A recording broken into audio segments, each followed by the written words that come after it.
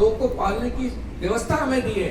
बच्चे वो सारे जो हमें आंखों के सामने दिखाई दे रहे हैं, जितने बच्चे दिखाई दे रहे हैं, आप उनको पीछे पलट के देखिए, आपको अपने बच्चे का स्वरूप दिखाई देगा। अगर इनको हमने नहीं बचाया तो कौन सी हमारी भगवान की पूजा हो जाएगी। वो चार सेना जो भगवान ने बनाए थे, किसके लिए बनाए थे? उसमें कहीं ना कहीं हमारा स्थान सुनिश्चित होता है। तो क्या करें? अब लोगों के मन में आएगा कि ये संस्कारशाला चल के हमको क्या मिलेगा। आप कल्पना करके देखिए, घर में संस्कारशाला चलती तो होता क्या है। हमारे शास्त्रों में यज्ञ का सबसे बड़ा महत्व है। 16 संस्कार बिना यज्ञ के पूरे नहीं होते, भगवान की आराधना बिना यज्ञ की पूरी नहीं होती। तो ये संस्कारशाला है, वास्तव में हमारे घर का साप्ताहिक यज्ञ है। मेरी बहन ध्यान से सुनिएगा, 2 मिनट में हम अपनी बात खत्म करने के लिए जा रहे हैं। एक संस्कारशाला घर में चलती है तो क्या होगा? सबसे पहले आप फोटो रखेंगे, दीपक जलाएंगे, बच्चों को त्राटक ध्यान कराने के लिए। उसके बाद में आप गुरु मंत्र बोलेंगे, गुरु आह्वान कराएंगे, बच्चों को गुरु का महत्व बताने के लिए। उस गुरु के साथ साथ सारे देवी देवता आ जाते हैं, जैसे कि हमने देव आह्वान किया। आप क्रम देखते जाइए संस्कारशाला का।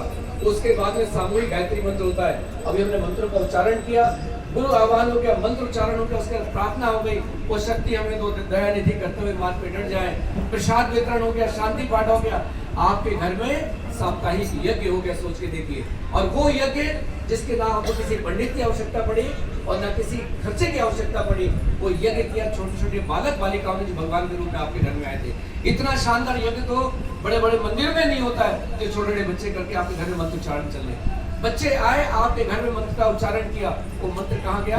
आपके घर में गया। संस्कारशाला में जब कहानी सुनाने की बात हुई तो पहले कहानी किसने पढ़ी? उस संचालक ने पढ़ी जो बच्चों को सुनाना चाहता है।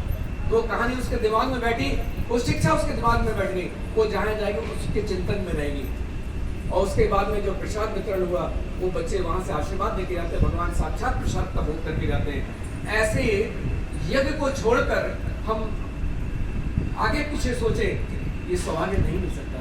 एक संस्कारशाला की आवश्यकता एक मोहल्ले में नहीं, आज की आवश्यकता पड़ गई। हर घर में संस्कारशालाएं चलनी चाहिए। पहले घर में चलती थी, कंबाइंड फैमिली थे, रात में दादी बैठती थी, बड़े बेटे की, छोटे बेटे की, बहन, सब एक साथ रहते थे, इकट्ठे हुई, दादी जी ने कहानी सुनी, वही रामायण गीता की कहा थी, संस्कारशाला चल गई। अगर हम एक ब्लॉक को एक परिवार मान लें तो एक बहन बगल में रहती है, भाई ऊपर रहते हैं, छोटे भाई ऊपर रहते हैं, बड़े भाई नीचे रहते हैं। एक ब्लॉक एक परिवार हो गया, वहां से 6 बच्चों को लेके एक कोई बुजुर्ग अपने में से कोई व्यक्ति निकल गया तो चल गई एक संस्कारशाला, वही परंपरा फिर से चल गई। और क्या है, क्या वाकई बताइए, कोई बहुत बड़ा काम हमको थोड़ी करना है।